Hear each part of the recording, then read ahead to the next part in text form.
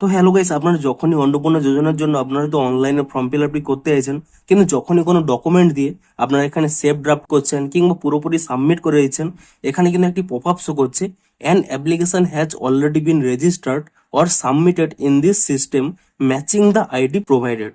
দেখুন এই প্রবলেমটি কেন হচ্ছে, আপনারা এই মুহূর্তে কেন পুনরায় ফর্মটি ফিল আপ করছেন? অনেকের হয়তো এই মুহূর্তে অন্নপূর্ণা যোজনার আপনারা যদি স্ট্যাটাসটি চেক করতে যান, অনেকের হয়তো অ্যাপ্লিকেশনটি রিজেক্টেড হয়ে গেছে এবং তাই জন্য আপনারা কিন্তু আরো একবার এখানে ফর্ম ফিল আপটি করতে চাইছেন। আপনাদের এক্ষেত্রে বলে দিই, দেখুন আপনাদের এখানে রিজেক্ট হয়েছে ঠিক আছে, কিন্তু আপনাদের তো আইডি দিয়ে এখানে কিন্তু অ্যাপ্লিকেশনটি করা রয়েছে।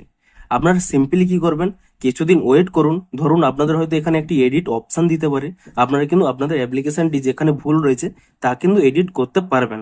যদি এডিট অপশনই না দেন, আপনারা কিন্তু গ্রাম পঞ্চায়েত কিংবা বিডিও কিংবা এসডিও অফিসে যোগাযোগ করুন যে আপনাদের কি কারণে এটি রিজেক্টেড হয়েছে, এবং সেখানে কিন্তু আপনারা সলিউশন পেয়ে যাবেন।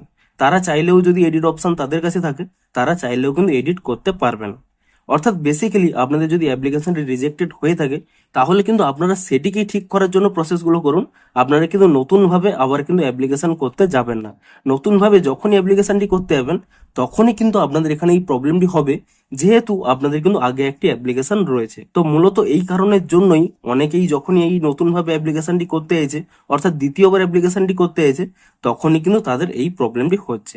তো আপনারা সিম্পলি কি করবেন, নতুনভাবে অ্যাপ্লিকেশনটি না করে আপনাদের যে প্রবলেমটি হচ্ছে তা কিন্তু বিভিন্ন অফিসে গিয়ে জানান, কিংবা কিছুদিন ওয়েট করুন, এখানে হয়তো আপনাদের এডিট অপশন দিলেও দিতে পারে। কিংবা ধরুন আপনারা আজকেই নতুনভাবে অনলাইন আবেদন করতে এসেছেন, তাহলে আপনারা চেক করুন যে আপনারা অফলাইনে অন্য কাউকে জমা দিয়েছেন কিনা, তারা আগে থেকে অলরেডি সাবমিট করে দিয়েছে কিনা, তাদের কিন্তু আগে চেক করে নিন। যে কোনো কারণেই আগে যদি আপনারা অ্যাপ্লিকেশন করে থাকেন, সেকেন্ড ভাবে কিন্তু আপনারা কিন্তু সেই আইডি ইউজ করে কিংবা তারা আবার কিন্তু নতুন ভাবে অ্যাপ্লিকেশন করতে পারবেন না, এবং এই জন্যই কিন্তু আপনাদের এই প্রবলেমটি হচ্ছে। তো আশা করি আপনাদের ডাউটটি ক্লিয়ার হয়ে গেছে। ভিডিওটি যদি একটু হেল্পফুল বলে মনে হয়, অবশ্যই একটি লাইক করে দিন। দেখা হচ্ছে আরো কোনো ইন্টারেস্টিং ভিডিওর সাথে।